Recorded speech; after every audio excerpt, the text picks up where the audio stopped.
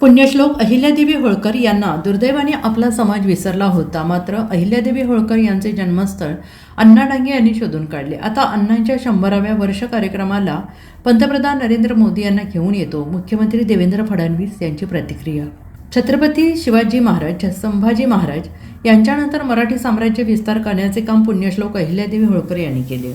अहिल्यादेवी होळकर यांना दुर्दैवाने आपला समाज विसरला होता अशी खंत मुख्यमंत्री देवेंद्र फडणवीस यांनी आष्टा येथील कार्यक्रमात बोलून दाखवली.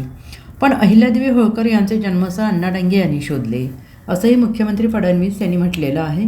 विधान परिषदेचे सध्याचे सभापती राम शिंदे यांना देखील अण्णा डांगे यांनी शोधले असे फडणवीस यांनी म्हटलं आहे. अण्णा डांगे जेव्हा भाजप सोडून गेले तेव्हा त्यांनी रामाचे नाव घेणे सोडले नाही.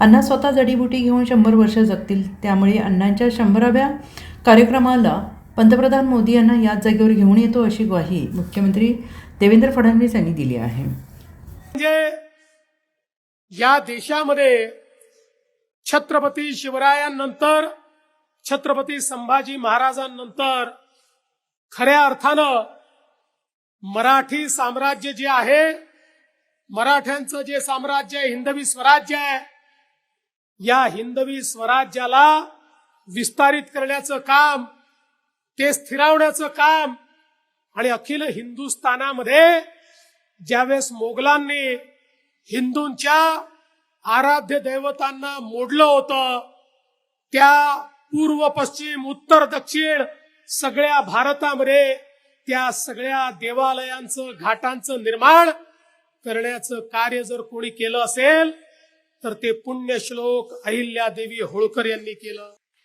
पण दुर्दैवाने आमचा समाज त्यांचं जन्मस्थळ देखील विसरला होता. पण अण्णा मात्र विसरले नव्हते आणि म्हणून अण्णांनी त्या ठिकाणी ठरवलं की हे जन्मस्थळ शोधून काढायचं. मग चौंडीमध्ये आहे, मग चौंडी कुठे आहे?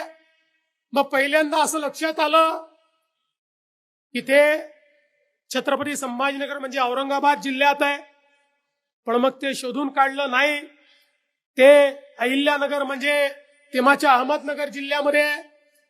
आणि शेवटी अण्णांनी ते स्थळ केवळ शोधलं नाही तर त्या ठिकाणी पहिल्यांदा त्या स्थळाचा विकास करण्याची सुरुवात ही जर कोणी केली असेल तर ती अण्णासाहेब डांगेंनी त्या ठिकाणी केली. आणि मला अतिशय आनंद आहे, ते स्थळ तर त्यांनी शोधलंच, त्याच्या पाठोपाठ आमच्या राम शिंदेंनाही त्यांनी शोधून काढलं आणि तिथला आमदार केलं. आणि आता राम शिंदेंच्या नेतृत्वामध्ये आमच्या सरकारने त्याही चोंडीचा पूर्ण कायापालट करण्याकरता जवळजवळ 700 कोटी रुपयाचा आराखडा मंजूर केला.